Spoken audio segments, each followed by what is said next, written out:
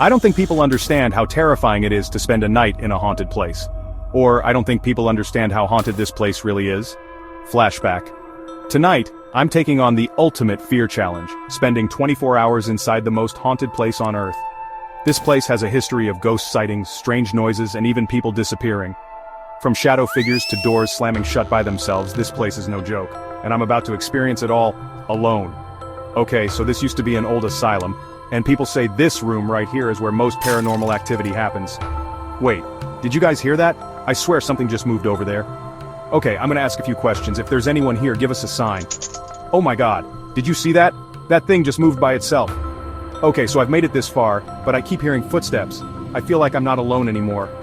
Nope, I'm out. Wait, what was that shadow?